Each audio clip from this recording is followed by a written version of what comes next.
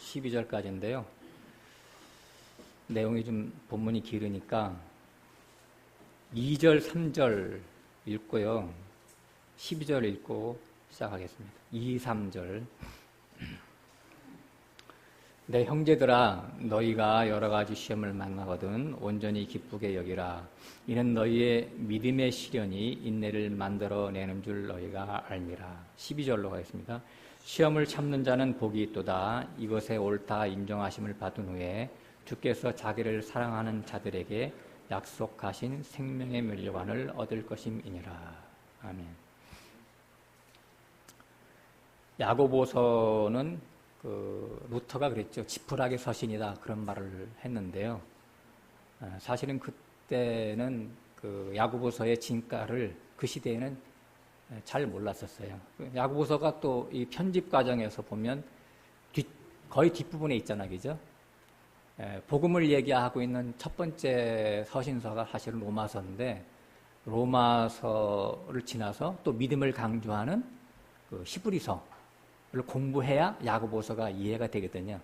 근데 우리는 이제 거꾸로 이렇게 베드로 전후서를 공부하고 천년왕국, 그다음 곡과 마곡의 전쟁, 백보자 심판 이것을 공부했기 때문에 충분히 야고보서를 공부할 수가 있어요.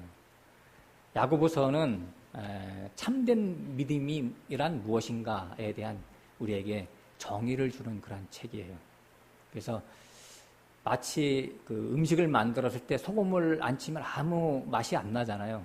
음식을 맛이 없게 먹겠죠. 근데 성경 전체에 대해서 이 믿음에 대해서 성경이 다 말하고 있지만 야고보서가 바로 믿음에 있어서의 소금 역할을 하는 아주 귀한 중심을 우리에게 제시하고 있다. 중요한 기준을 우리에게, 믿음에 대한 기준을 제시하고 있는 내용이다라고 하는 면에서 볼 때는 야고보서가 굉장히 우리에게 많은 메시지를 주고 있죠. 오늘 그런 중요한 야고보서를 오늘부터 우리 공부를 하겠습니다. 야고보서는 저자가 야고보겠죠, 그죠? 야고보. 예수님의 젖동생이에요. 그러니까 친동생이죠. 예수님의 친동생이 이제 4명에 나와요. 성경에 보면 마태복음 13장 55절에 보면 야고보, 요셉, 유다, 시몬 이렇게 나오죠. 그 중에서 야고보와 유다가 성경을 기록했죠. 야고보는 성경에 3명이 등장을 하는데 세베대의 아들 야곱, 그죠? 알페오의 아들 야곱, 그다음에 예수님의 젖동생 이렇게 3명이 나와요. 세베대의 아들 야고보는 요한의 형제잖아요. 예수님 12제자 중에 한 명이고, 그 다음에 알페오의 아들 야고보도 예수님이 12제자 중에 한 명이에요. 근데 알페오의 아들 야고보는 특별한 이렇게 기록이 없어요. 성경상으로 볼 때는. 그리고 이제 오늘 야고보서를 쓴 예수님의 친동생, 젖동생이 바로 이제 3명의 야고보에 대해서 기록은 있죠. 야고보는 히브리어 야곱의 헬라적 발음이에요. 그러니까 히브리어로 볼 때는 야곱하고 똑같은 말이죠. 야곱이 무슨 뜻인지 아시죠? 야곱은 발꿈치, 그죠? 갑자기 물어보면 생각이 갑자기 안 날 수도 있습니다. 그래서 창세기 25장 26절에 보면 이삭이 2 아들을 낳죠. 쌍둥이를 낳죠. 에서와 야곱. 근데 에서의 발 뒤꿈치를 잡고 나왔다 해서 야곱이다 이렇게 이름을 명명했어요. 그럼 발꿈치가 뭐예요? 어떤 의미가 있겠지, 그죠? 발꿈치는 발의 맨 뒤통수라고 하나? 뒷부분에 위치하고 있죠. 발은 사람의 그 걸음, 그 삶을 얘기하는 거예요. 삶을 얘기하는데 그 인생의 여정에서 가장 뒷부분에 해당되는 부분, 그것이 뭘까요? 은밀하게 감추어져 있는 부분을 얘기하는 거예요.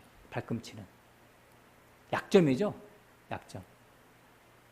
그래서 그 약점 혹은 아킬레스건이라고 하는데 그래서 그것을 잡고 나왔어요. 야곱이. 그 에서의 뒷발꿈치를 잡고 나왔다. 에서의 약점을 물고 늘어지는 습성, 속성 그런 걸 얘기하는 거예요. 비열하고 사기치고 권모술수에 능한 그런 사람이었죠. 야곱만 그래요? 우리 모두가 다 야곱이라고 하는 거예요. 정도의 차이는 좀 있겠죠. 그래서 야곱의 일생을 이렇게 쭉 보면 그 사기치고 비열하고 권모술수 그런 것들이 다 나타나잖아요. 아버지도 속이고 형도 속이고 그다음에 속임의 대명사인 라반 외삼촌 라반도 막 속여 먹잖아요. 속고 속이는 그런 진흙탕 싸움에 아주 능한 자였었어요. 그래서 성경에 보면 너 지렁이 같은 야곱아 이렇게 하나님이 말씀하시잖아요. 지렁이 뭐 정말 미천한 자 그러면서도 자기는 살겠다고 몸부림치는 그 혈과 육덩어리에 대한 표현이죠. 우리 모든 옛사람의 속성에 대한 마귀적인 본성에 대한 그런 평가를 하나님은 너 지렁이 같은 야곱아 라고 이렇게 얘기하고 있어요. 이런 자를 하나님이 야복강으로 몰아넣습니다. 외통수에 거기는 더 이상 도망갈 곳이 없어요. 그래서 거기서 항복시켜서 끝장냅니다. 그리고 새 사람으로 부활시키죠.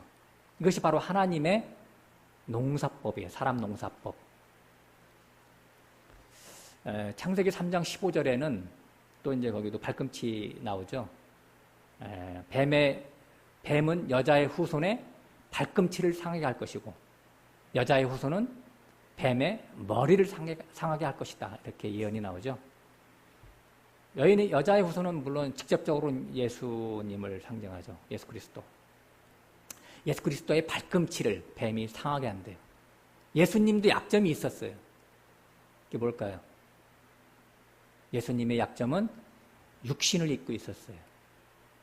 그래서 원래 무소부재하신 그 하나님이신데 육신을 입고 있었으니까 제한을 받잖아요. 시공의 제한을 받죠.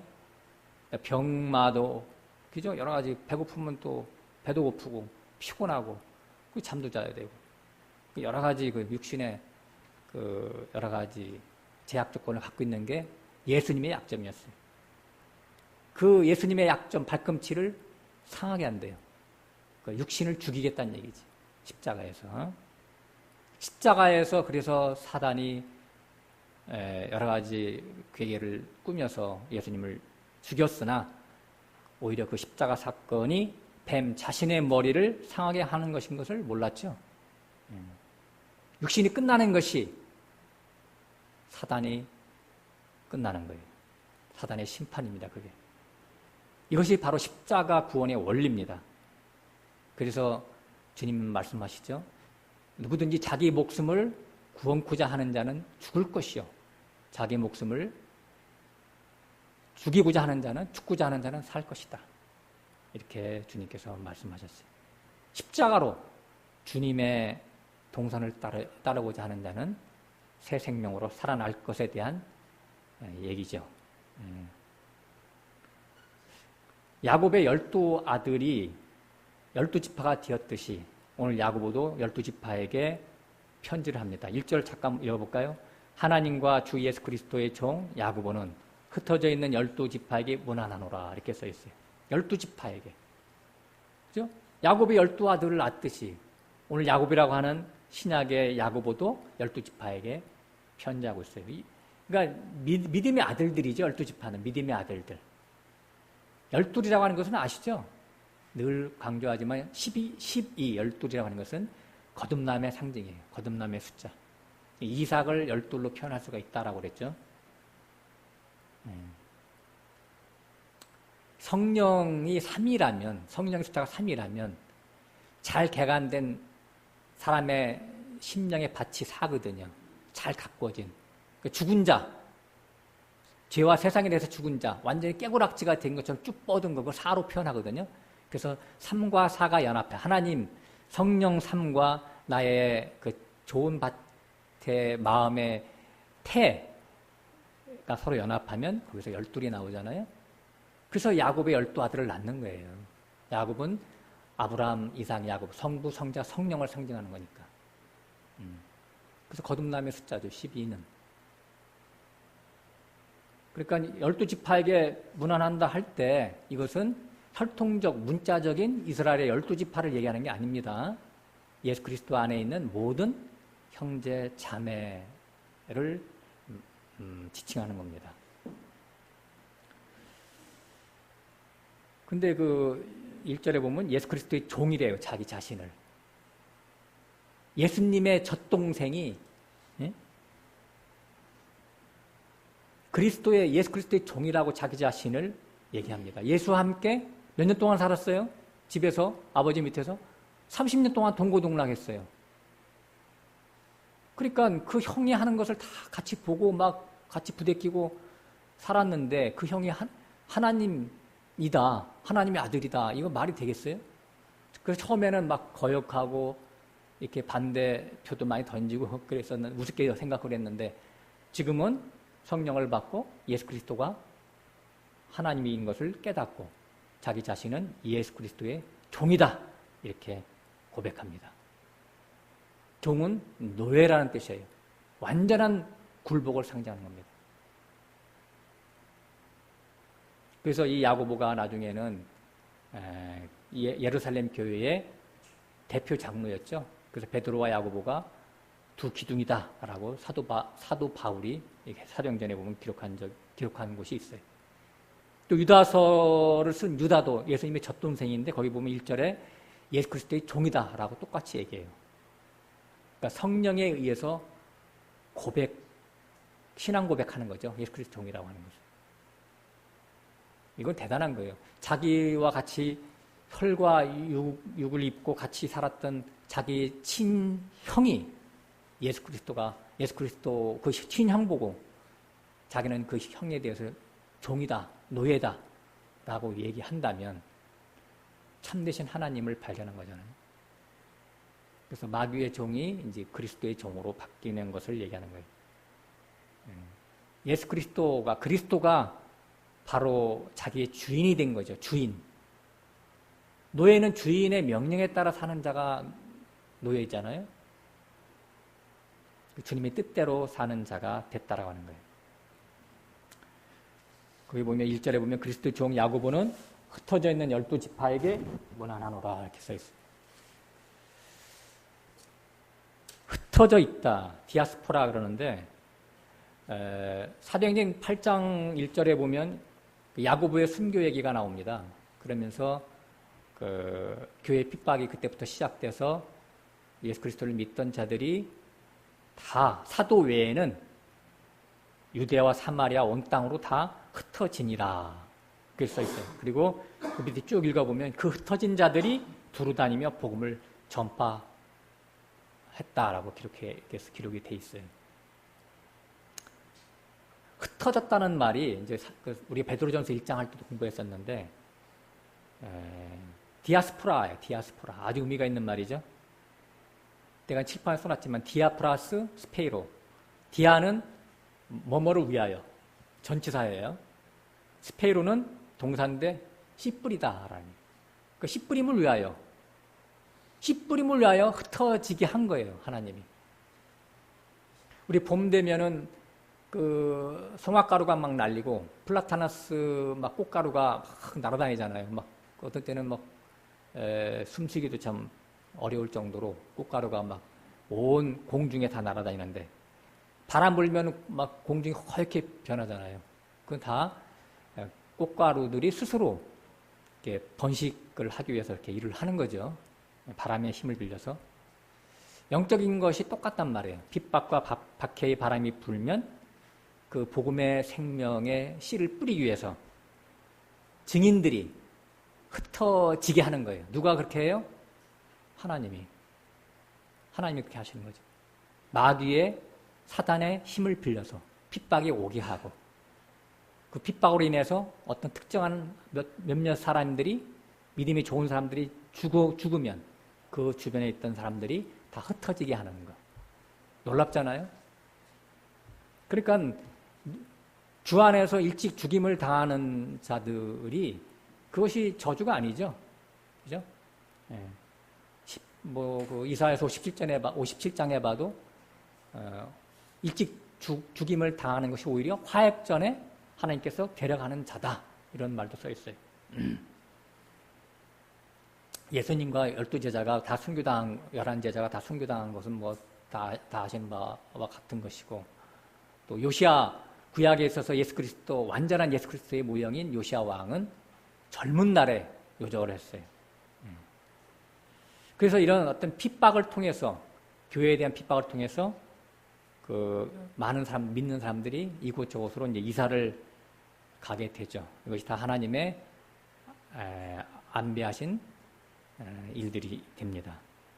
그러니까 우리도 어떤 이유에서든지 한 군데 살다가 이곳저곳으로 이사 갔을 때는 거기서 우리의 사명이 있다라고 하는 거예요. 우리 사명이 뭐예요? 십자가 복음 전파하는 거예요. 우리의 전도 대상은 완전한 생판 이방인이 아니라 헬라파 유대인들이에요. 헬라파 유대인들이 지금으로 보면 누구예요? 기독교인들. 그들에게 복음을 전해야 돼요. 지금 기독교인들이 믿고 있는 하나님은 거의 다 누굴 믿어요? 붉은 용, 사단을 믿고 있어요. 복 달라고.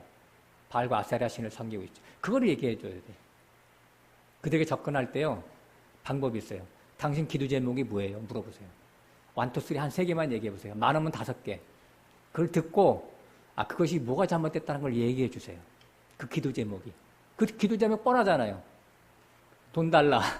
어? 자녀 잘 되게 해달라. 건강 회복시켜달라. 그거 아니야. 또 취직시켜달라. 자녀, 우리, 뭐, 시집간 누구, 뭐, 장가간 누구, 우리 애 낳게 해달라. 그런 거 아니에요. 그게 샤머니즘이거든. 그거를 지적해줘야 돼. 성경을 들어서. 이게 얼마나 잘못된 것이다.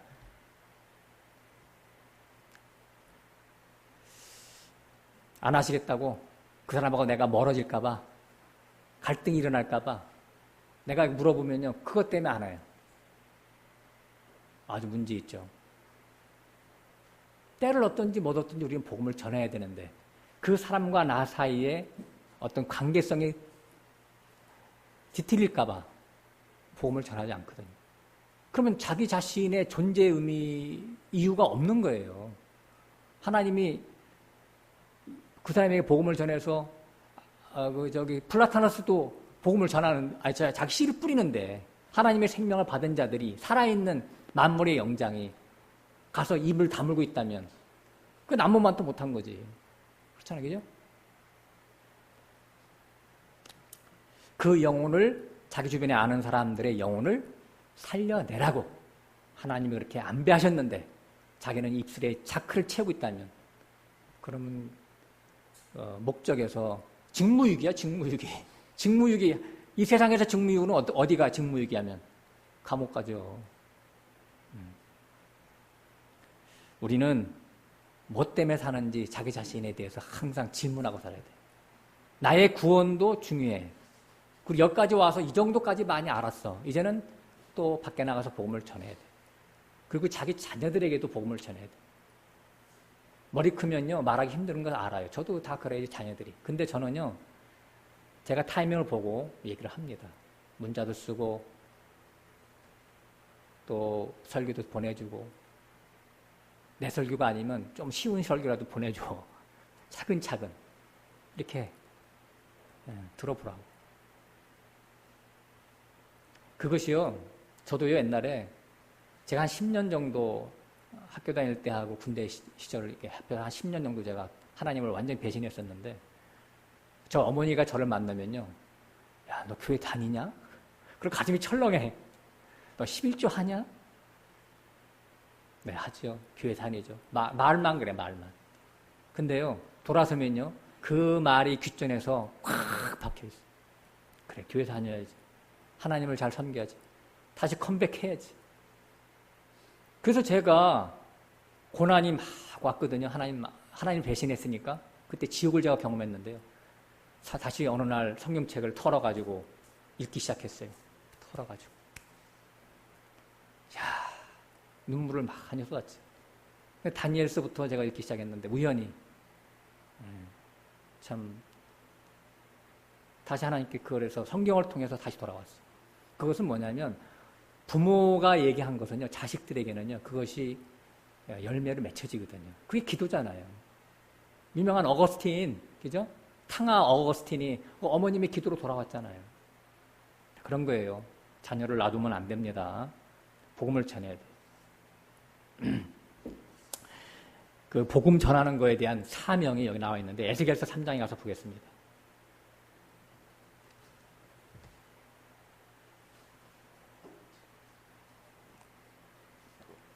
에스겔 3장 1154장 54페이지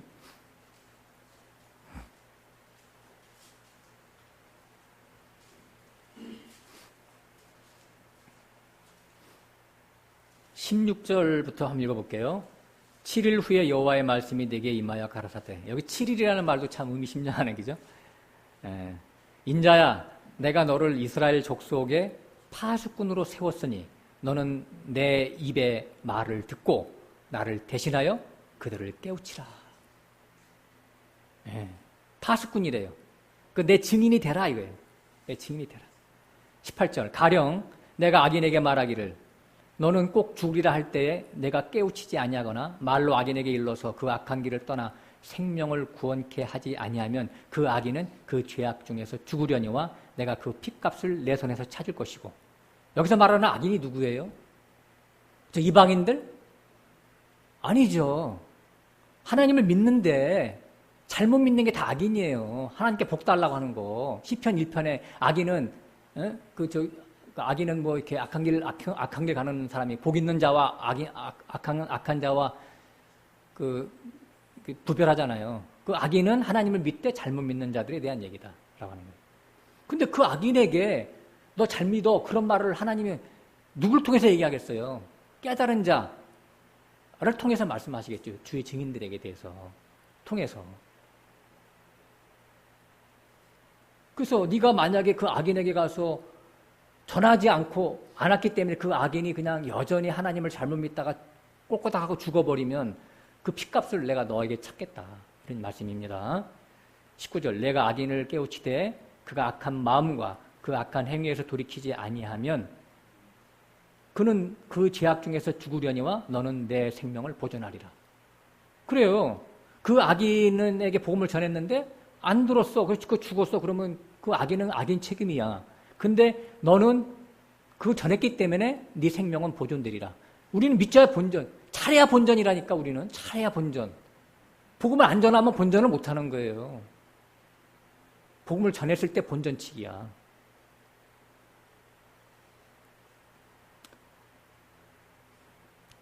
(20절) 봅니다. 또 의인이 그 의에서 돌이켜 악을 행할 때에는 이미 행한 그 의인은 기억할 바가 아니라 내가 그 앞에 거치는 것을 두면 그가 죽을지니 그는 내가 그를 깨우치지 않음이라.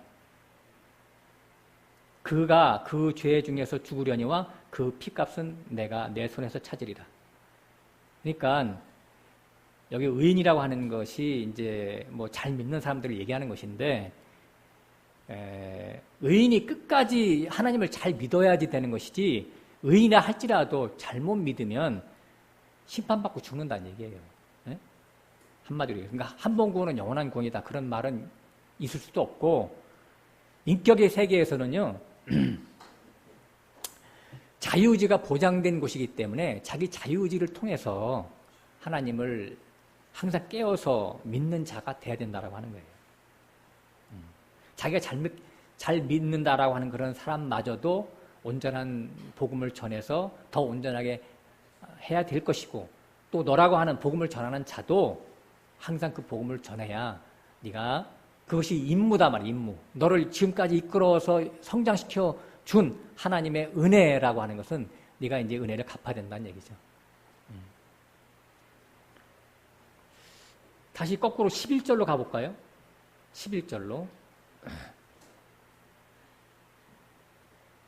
10절부터 볼게요. 또 내게 이르시되 인자야 내가 내게 이를 모든 말을 너는 마음으로 받으며 귀로 듣고 사로잡힌 내 민족에게로 가서 그들이 듣든지 아니 듣든지 그들에게 고하여 이르기를 주 여호와의 말씀이 이러하시다 하라 하시더라. 놀랍잖아, 그죠? 진리라고 하는 것은 이거야. 성경에 보니까 이렇게 써 있어. 이렇게 성경을 들어서 그거를 전해주래요. 그가 듣든지 아니 듣든지.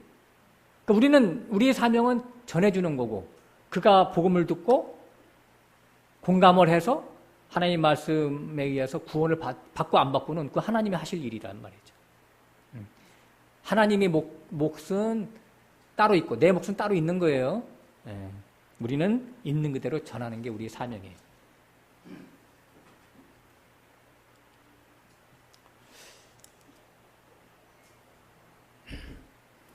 다시 이제 그 야고보서 다시 가보겠습니다. 시간이 됐고 많이 갔네. 난 1시간 이내에 끝내려고 했는데 또 많이 갔어요. 야고보서 2절 갑니다. 내 형제들아 너희가 여러 가지 시험을 만나거든 온전히 기쁘게 여기라. 시험이라고 하는 것은 역경이고도 또 유혹 두 가지 의미를 다 갖고 있어요. 역경, 유혹. 그러니까 넓은 의미에서는 역경도 유혹일 수가 있죠. 그죠? 고난과 시련이 막 강하게 오면 거기 어떻게 굴복할 수 있잖아요. 그러면 그것이 역경이 유혹으로 바뀌어버리는 거예요. 그죠? 고난과 시련 때문에 하나님이 없다라고 하고 하나님을 배신하여 떠나가는 사람들이 많이 있거든요. 그럴 때는 이 고난이 유혹으로 바뀌는 거죠. 그러니까 시험이라고 하는 것은 역경과 유혹 두 가지 의미를 다 갖고 있어요. 그 뜻 안에. 근데 그럼에도 불구하고 성도에게는 이것이 시험이 반드시 필요합니다. 이런 시험의 과정을 통해서 신앙에 점차 자라고 자기의 옛사람에 붙어있는 그런 이물질들이 제거되기 때문에 그래요. 그래서 신앙이 점점 순수해지기 때문에 시험을 우리에게 허락하시는 거예요. 성경책이 두꺼운 이유가 뭐예요? 시험과 역경에 대한 얘기들이에요, 다. 누구는 이런 시험에서 이겼고 누구는 져서 뒤로 물러선 얘기들이 기록된 책이에요. 특히 구약은 다 그런 스토리. 예. 그러므로 누구든지 하나님의 구원을 바라는 자는 시험을 회피하거나 두려워해서는 안 된다는 거예요. 시험은 필수 코스입니다. 필수 과정. 예를 들어서 군인에게 있어서 훈련은 꼭 필요하잖아요. 그죠? 훈련 안 받으면 군인이 아니죠. 오합지졸이죠. 그러니까 군인이라고 하는 군인의 정의는 훈련 받았고 과거에 또 지금 훈련 받고 있고 또 받았다고 끝나는 게 아니라 앞으로도 훈련이 예약되어 있는 자들이죠. 우리나라 이제 군인 24개월이다, 2년이다 그러면 에브리데이 훈련이에요, 그냥. 에브리데이 훈련. 훈련 없는 군인이 아니듯이 싸움이 없는, 시험이 없는 군사, 하나님의 군사는 하나님의 자녀가 아니단 말이죠. 성도는 하나님의 군사잖아, 그죠? 그러니까 훈련과 항상 동락하는 자가 되겠죠. 시험이 끊이지가 않아요, 저도 삶을 보면은.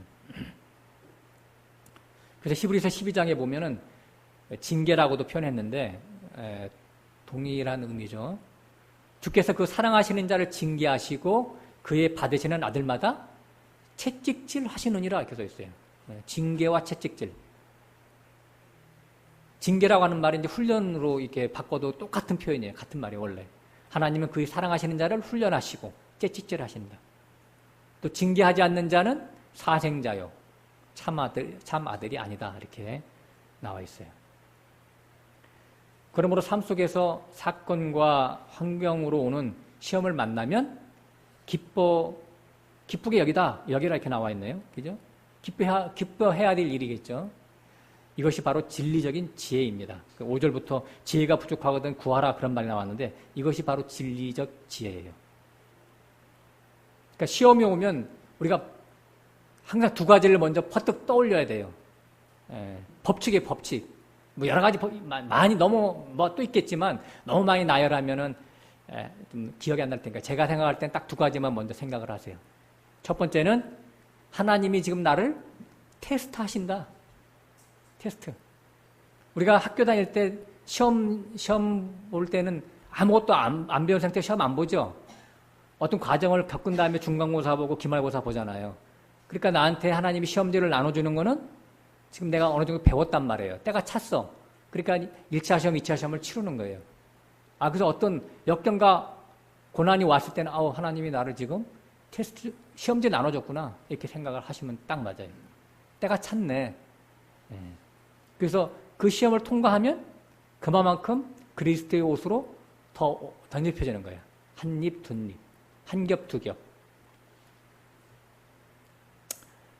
두 번째는 하나님이 전지전능하신 분이다라는 게 생각해야 돼요. 그래서 하나님이 내게 온 이 환경, 고난의 환경, 시험의 환경은 절대 우연이 아니다. 하나님이 내게 꼭 필요해서 나에게 맞춤형으로 내게 보내신 것이다. 라고 생각을 해야 된다라고 하는 거예요. 왜냐하면 하나님의 손길에는 전지전능하시기 때문에 착오가 없으십니다.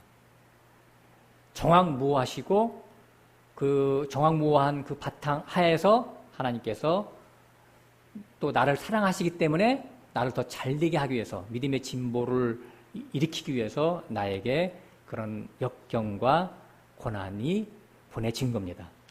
이렇게 두 가지를 염두에 두면 우리가 그 하나님의 그 역경, 하나님 보낸 그 역경의 환경에서 승률이 높아져요. 승률이 10개 보냈다 그러면 옛날에는 막 10%, 20% 승률이 그랬는데 나머지 8개는 다 실패. 지금은 점점 80% 이기고 90% 이기고 한두 번 넘어지고 그렇게 해야지 하나님도 시험 보는 재미가 있고 수험생도 기대가 또 들죠. 되죠. 그죠? 계속 맨날 넘어지고 하나님 저 용서해 주세요. 잘못했습니다. 그러면 하나님도 재미가 없고 나도 나중에는 내성이 생겨가지고 시험에 대한 감각이 없어져. 하나님 시험도 안 와 이제는. 이제 아직도 어려서 안 되겠다. 다시 유급시켜줘. 이런 것들이 하나님이 우리 삶 속에서 항상 펼쳐지게 하시는 거예요, 하나님이. 근데 이런 시험은 또 이제 두 가지로 제가 또 얘기해 보는데, 첫 번째는 결핍과 문제로 다가와요. 결핍, 부족함과 문제가 대두돼서 와요. 돈이 없어, 경제 문제. 또 건강을 잃어, 건강 문제. 또 자녀가 막 잘 안 되고 뭐 문제에 부딪혀. 그런 것들 여러 가지 시험들이 있죠. 가령 뭐 돈 없으면 큰일 날 것 같고, 또 건강을 잃으면 곧 죽을 것 같고, 또 자녀가 제대로 안 풀리면 얘 나중에 뭐 먹고 사나 굶어 죽을 것 같고, 그런 염려, 근심, 걱정이 막 오잖아요. 그 염려, 걱정, 근심은 누가 주는 거예요? 성령으로부터 오는 거예요? 마귀로부터 오는 거예요? 다 마귀로부터 오는 거라니까. 절대 굶어 죽지 않고 건강 잃어도 죽지 않고 돈 없어도 아무 이상 없어. 그래서 로마서 8장에 보면 육신으로부터 오는 생각은 사망이요, 성령으로부터 오는 생각은 생명과 평안이다. 절대 자기에게 그런 문제가 오는 것은 하나님이 지금 내가 하나님을 잘 의탁하는지 의탁하지 않는지 그걸 달아보시려고 오는 거라니까요. 잘 통과시켜야 됩니다. 그러니까 돈 문제든 건강이든 자녀 문제든 그것 앞에서 취해야 될 성도의 자세는 뭐예요? 하나님의 전능성을 믿고 하나님이 나를 사랑한다는 걸 믿고, 그리고 기쁨으로 그것을 감내하면 되는 거예요. 감사로, 즐거움으로. 한 역발상으로 살아야 돼. 어떤 문제가 왔을 때. 감기마저도 마찬가지. 감기마저도. 감기 오면 콧물 나고 열 나고 으시시 춥고 어지럽고 막 일도 잘 안 되고 막 그러잖아요. 그때 뭐 어떻게 해야 돼? 기뻐하라니까. 그것마저도. 기뻐해야지. 사도 바울은 감옥에 갇혔는데 기뻐했는데 내 이까지 감기 때문에 내가 막 짜증내고 재수도 되게 없네. 이렇게 내가 푸념해? 입을 열어가지고. 그걸 한번 훈련해보세요. 작은 어떤 나에게 해가 되는 부분들이 왔을 때 역으로 생각해. 항상 기뻐해. 감사해. 그거 갖고.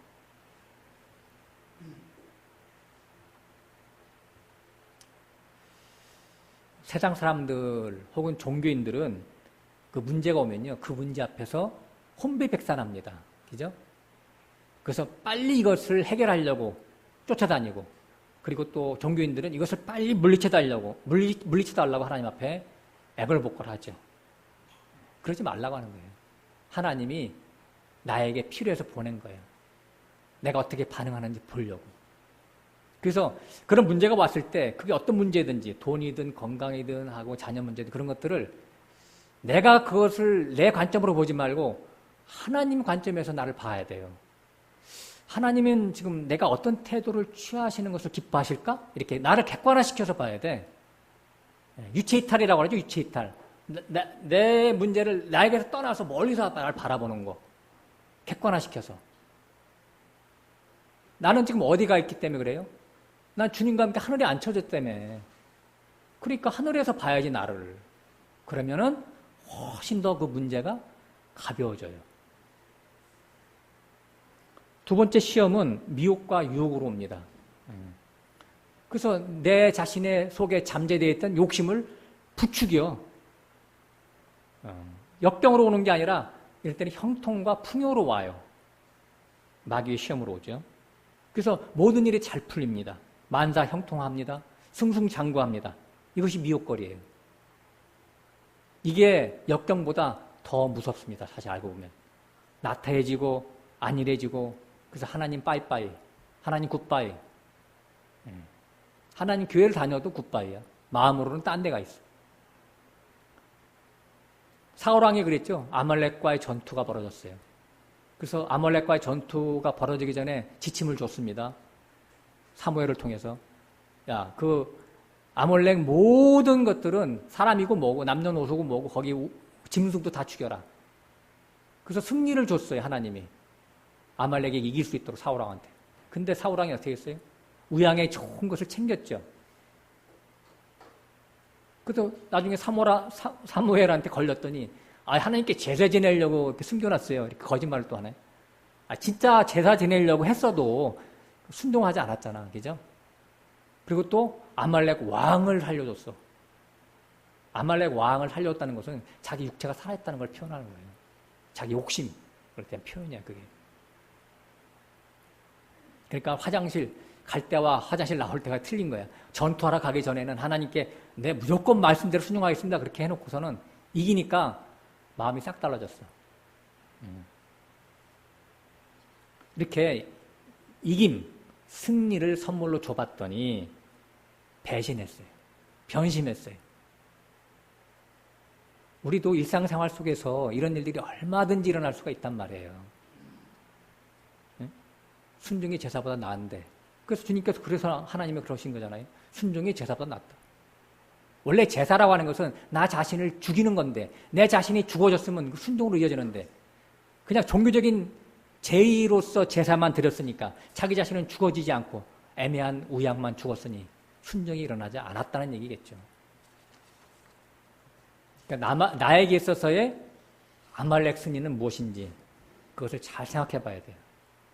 그러니까 풍요와 형통이 나에게 막 다가왔을 때는 거기에 빠지기 쉬워요. 그러면 하나님이 출장 갑니다. 하나님은 상실합니다. 요나가 그런 체험을 했죠. 요나의 형통함이 죽음의 체험까지 간 것을 우리는 잘 기억해야 됩니다.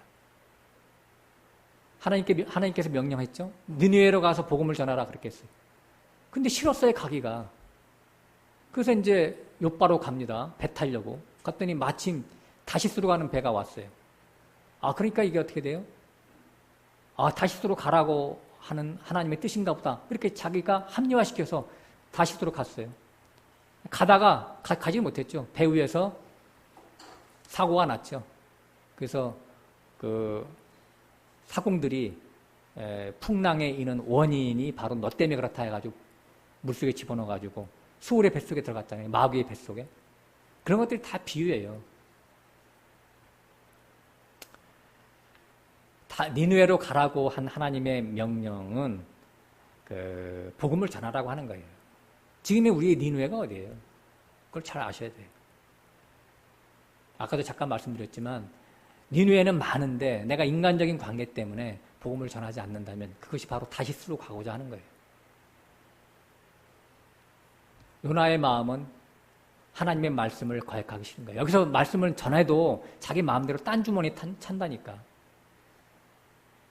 저 아직 세상에서 할 일이 좀 있거든요. 언젠가는 복음 전하겠지만 지금은 아니네요. 지금은 이것저것 개도 해야 되고 친구들하고 개도 해야 되고 등산 모임도 가야 되고 친목도 해야 되고 헬스도 해야 되고 바쁘네요. 나중에 할게요. 이런 마음을 갖는 거. 다시스라고 하는 건 뭐냐면 다시스는 그 당시에 무역의 지중해 연안에 있는 지금 스페인에 있는 무역 항구 도시예요. 세상을 상징하는 것이죠. 세상의 번영. 그러니까 세상을 돋보고 소원하는 마음이 다시스로 달려간 거야. 응? 그러니까 아직도 내가 나이도 아직 어리고 나는 또 자녀들도 키워야 되고 또 지금 현재 하는 것이 잘 되니까 하나님 내 마음 아시겠죠. 그래서 다시스로 가서 돈 좀 벌어보고 더 늙어가지고 내가 복음을 전하지. 그래서 그 배를 탔다는 거 아니겠어요? 이게 역사가 성경을 볼 때 역사를 나의 삶으로 적용하는 것이 바로 지혜거든요. 그러니까 자기 마음 속에 욕심이 있으면요. 여기서 예수님이 와서 말씀 전해도요. 안 들려. 귀가 탁 막힙니다. 그리고 계속해서 사망의 길로 갑니다. 가장 중요한 게 욕심을 제거해야 돼요. 그러므로 하는 일이 잘 풀리고 형통하면 좋아할 일이 아닙니다. 의심해 봐야 돼. 내가 지금 하나님 자녀 맞나? 하나님이 나를 버리셨나? 점검해 봐야 돼. 이때 하나님께 기도해야 됩니다. 이 형통 때문에 하나님을 버리지 않도록, 하나님을 멀리하지 않도록 나를 인도해 달라고 기도해야 돼. 하나님을 망각하고 하나님과 멀어지고 하나님을 상실하느니 차라리 이 형통과 부요를 내게서 거둬 달라고 기도할 수 있는 용기가 필요해요. 이것이 참 신앙인이죠. 사울왕은 그 아말렉 사건 때문에 통보받았어요. 내가 더 이상 이스라엘의 왕이 되지 못할 것이다. 통지 받았잖아요. 그러면 어떻게 돼요? 즉시 회개하고 네 알겠습니다. 아멘입니다. 이제 제가 왕권을 내려놓겠습니다. 그 대신 저를 용서하시고 하나님의 면전에서 나를 쫓아만 내지 말아 주십시오. 이렇게 기도했어야 되는데 내 왕권을 보호해달라고 뗐었잖아요. 사무엘의 옷깃을 막 잡아당겼대요. 나랑 같이 가서 저 제사 지낼 때 체면 좀 살려주세요. 내 왕권에 대한 보호를 유지시켜주세요. 이런 말이잖아요. 근데 다윗왕과 정반대의 삶을 살았어요. 다윗왕도 밧세바 사건으로 크게 넘어졌잖아요. 즉시 회개했어요. 그 다음부터 그에게 왕권 유지는 눈에 보이지도 않았어요. 다윗은. 압살롬이 반역의 모반을 준비합니다. 한 2, 3년 동안. 그것이 CIA, 그러니까 중앙정부 통해서 다 들어와, 다윗한테. 근데 다윗은 자기가 왕권을 커버하기 위해서 제재하지 않아요. 가만 놔두니까 어떻게 돼요? 압살롬이 자기 아들인데 왕궁을 쳐들어옵니다. 싸우려고도 안 해. 도망가요. 왜? 이것이 다 누구의 손에서 일어났다는 걸 알아요? 하나님의 손에서 일어났다는 걸 알기 때문에 싸우지 않는 거예요. 다윗의 관심은 하나님의 면전에서 나를 쫓아내지 말아 주십시오. 나는 하나님이 최고입니다. 하나님만 나의 왕이십니다. 라는 그런 마음이 있었어요. 그러므로 우리가 시험이 올 때, 큰 문제거리와 역경으로 올 때, 혹은 일시적인 형통과 풍요로 올 때 그 사건과 현실에 잡히지 말고 그 사건의 배후를 움직이시는 하나님의 손길을 보는 눈이 있어야 되는 거예요. 그래서 그 모든 것들에 대해서 때로는 아멘으로 기쁨으로 받아들이고 때로는 경계하는 마음으로 그것을 예의주시해서 넘어가지 말아야 되는 거예요. 넘어지지 말아야 되는 거예요. 이것이 바로 참된 믿음인 것이죠. 자, 오늘 3절 한번 읽어보겠습니다. 이는 너의 믿음의 시련이 인내를 만들어내는 줄 알미라. 이렇게 써있어요. 약간 그 번역이 약간 어색한데요. 이렇게 해도 말은 되는데 본문에서 약간 어긋났어요. 본문의 취지에서. 그래서 제가 좀 수정을 좀 해가면서 설명을 하겠습니다. 그러니까 3절은 뭐냐면 믿음이란 이런 거야 라고 하는 믿음의 정의를 지금 써놓은 거예요. 여기 시련이라고 하는 번역을 했는데 뭐 틀린 번역은 아닙니다만 약간 본질에서 벗어났어요. 도키모스 그랬는데 입증하다, 확증하다 그런 뜻이에요. 입증하다, 확증하다. 그러니까 히브리서 13장 5절에 보면은 너희가 믿음 안에 있는지 너희 자신을 돌아보아 확증하라 그랬죠. 그 똑같은 단어예요. 거기는 이제 동사로 썼고 여기는 명사로 썼고 확증하다, 입증하다 그런 얘기예요. 여러 군데서 써놨는데 대부분 다 그렇게 써놨어요. 그러니까 믿음의 실현이 아니라 믿음의 입증이라고 하는 것은 인내를 성취케 한다 이렇게 나오는 거예요. 그러니까 참된 믿음이라고 하는 것은 인내를 성취시킨다라고 하는 거예요.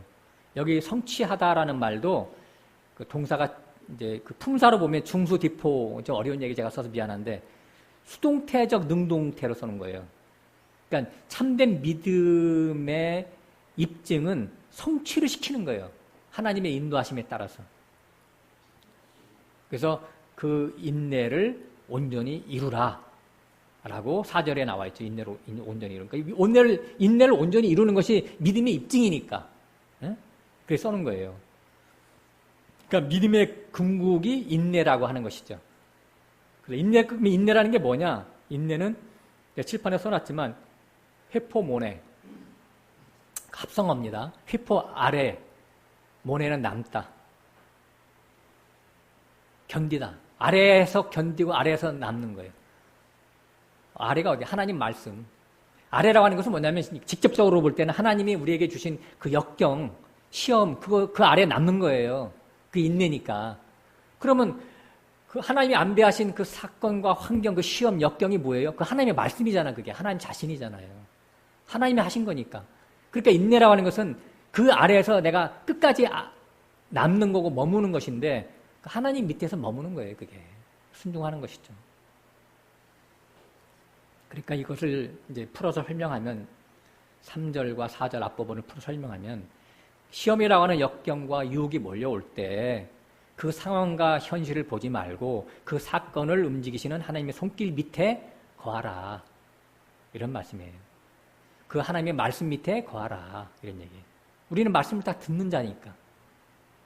그래서 그 인내를 온전히 이루라. 이렇게 써놨어요. 온전히 이루라는 말은 어떤 상황이든지 역경이든지 유혹이든지 역경에 빠져서 원망불평하거나 풍요에 빠져서 넘어지지 말고 하나님 밑에 거하라.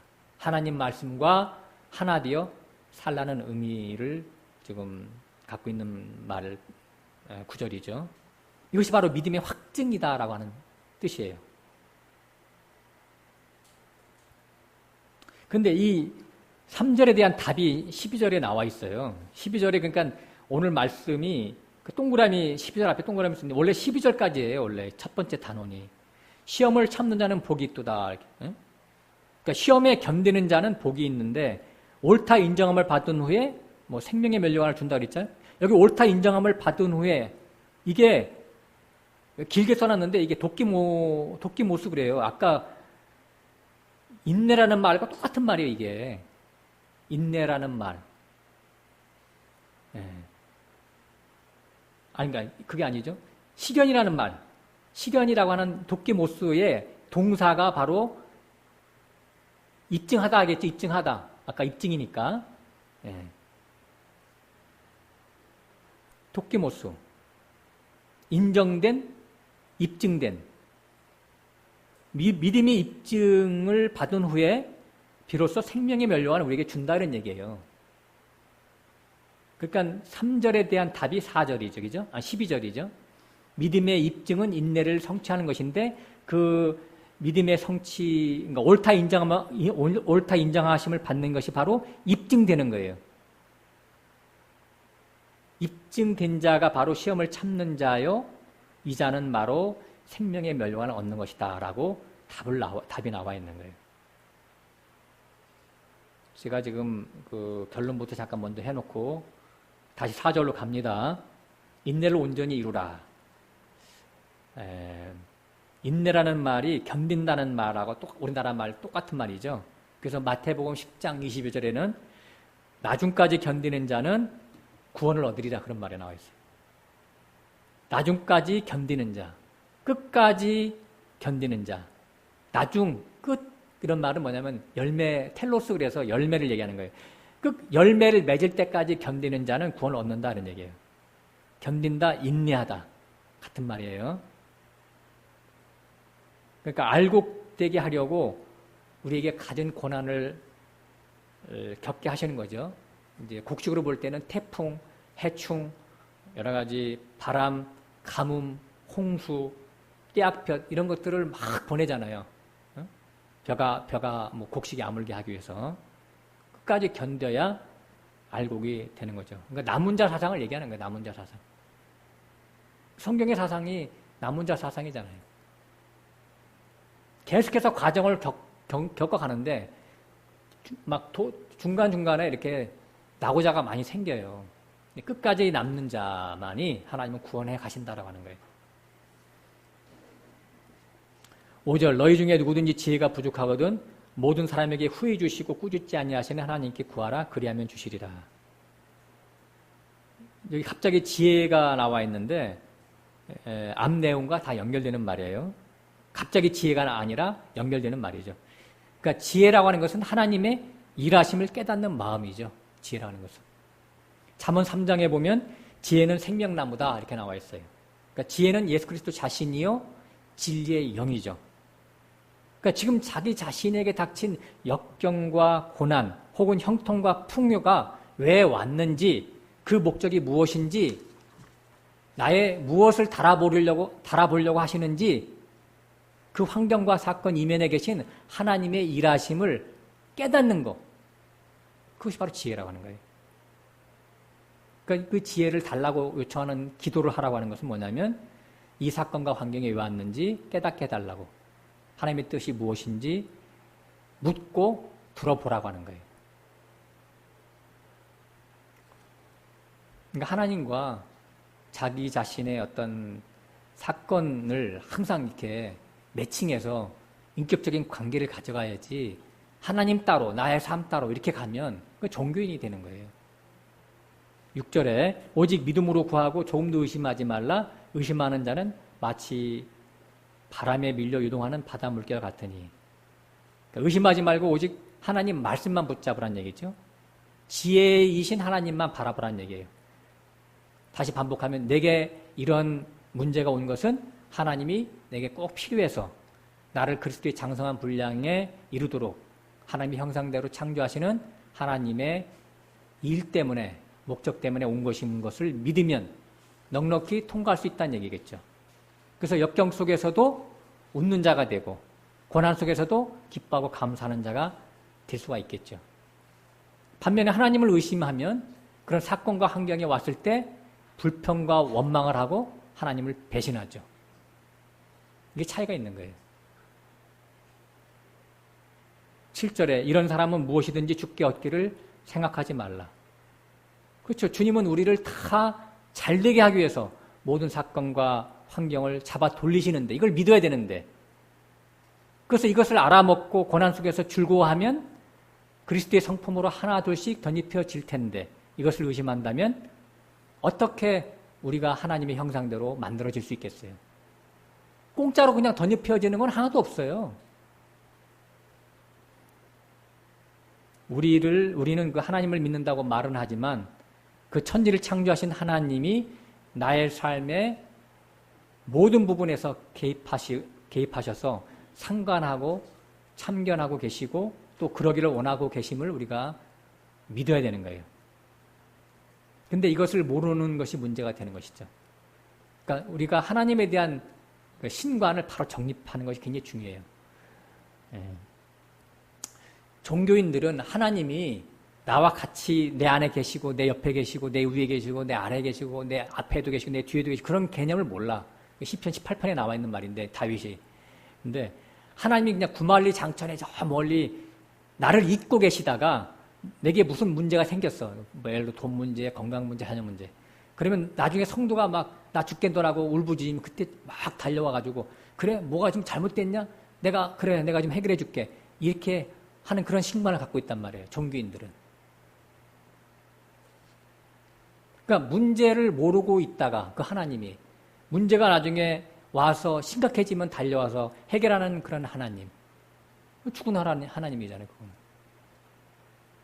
근데 진짜 하나님은, 참된 하나님은, 우리 하나님은 그 문제를 처음부터 조율하시고 조정하시고, 그래서 주었다 뺏었다, 필요해 또 정도를 강하게 했다 약하게 했다, 이렇게 그 모든 것을 다 조정하시는 하나님이신데, 이끌어 가시는 하나님이신데, 그런 하나님으로 알지 못하고 그냥 멀리 있다가 기도할 때만 와서 인도하시는 하나님이라면 그거는 잘못된 신관이란 말이죠. 하나님은 그래서 나의 진리 하나님은 나의 머리털까지도 세신바 됐다, 그렇게 나오잖아요. 참새 한 마리도 두 아사레온에 팔리는 것을 아시는 하나님. 그러니까 우리 일상생활 속에서 아주 하찮은 것까지도 다 개입하시는 하나님이란 말이에요. 8절에 이 두 마음을 품어 모든 일에 정함이 없는 자로다. 그러니까 어긋난 신관을 갖고 있다면 하나님이 내게 신뢰가 안 갈 거 아니에요. 하나님께 마음을 드리지 못하겠죠, 그죠? 그래서 세상에 마음을 두었다가 또 설교를 들을 때는 다시 그런 것 같아서 다시 하나님께 마음을 두었다가 왔다 갔다 한단 말이에요. 두 마음을 품고. 야고보서 4장 4절에는 간음하는 여자들이여 세상과 버틴 것이 하나님의 원수됨을 알지 못하느냐? 두 마음을 품은 자들이여 마음을 성결케 하라, 이렇게 나와 있어요. 9절에 낮은 형제는 자기의 높음을 자랑하고 부한 형제는 자기의 낮아짐을 자랑할지니, 9절부터 보죠. 낮은 형제는 자기의 높음을 자랑하고.